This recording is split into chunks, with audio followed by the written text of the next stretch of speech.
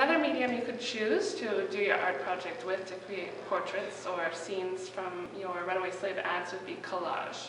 These are the basic supplies that you can begin with if you're working on a lesson plan for collage. So the essential ingredients would be papers of different colors.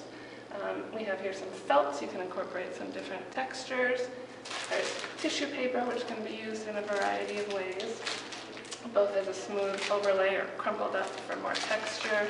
We have magazines, newspapers, things students can bring in from home.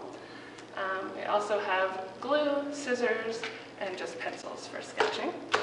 The basic idea of collage is an assemblage of different elements to create one composition.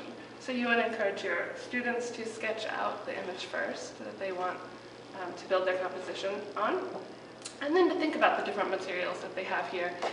Collage is a little bit messier. It does require cutting and gluing. So there will be lots of paper scraps at the end of the class. There will be glue that may get sticky, may need some hand washing. But it is a good medium to try out, and you can get really effective, interesting results. It's also good if your students are not as confident about drawing. Sometimes collage can be a nice medium to work with because everyone's sort of at the same level. Something to consider for collage is also to have envelopes or some sort of packets for your students to be able to quickly sweep away the pieces that they want to use next week for the continuation of their project into an envelope or a bag or something where it can be stored and saved with their work so they can continue in the next class. An effective element of collage is sort of the end result. It has a different visual look than a painting or a drawing, and it can be very bold and colorful. You can look at some different examples of student artwork and see how they incorporated different patterns, textures, elements that can be reminiscent of maybe a time period or some specific elements within the advertisement that they chose. It can be reflective in different ways of the subject that they're working with. So you can work many different elements into collage, such as we mentioned, different textures, patterns, colors, but you can also work in text, specific images. The text is nice. I would encourage incorporating both text cut out from magazines, such as different lettering here, but also handwritten text.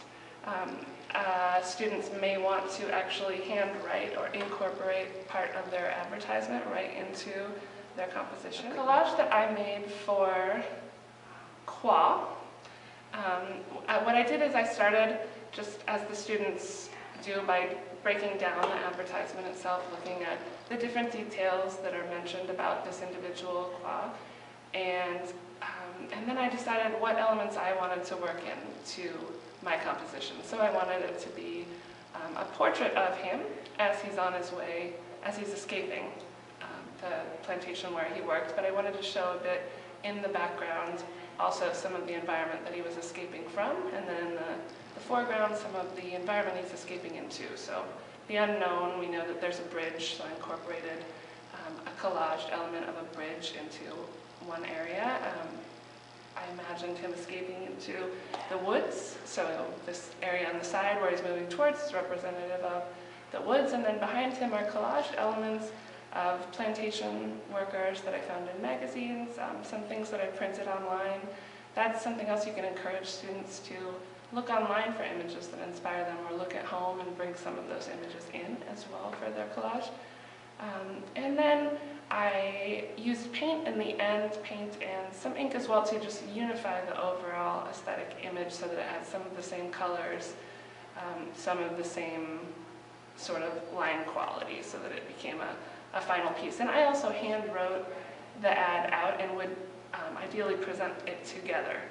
So that might be a way to present the final image in the end, would be to have the students write out the advertisement as well, so that the viewer of the piece of art also gets that experience of reading what inspired the student.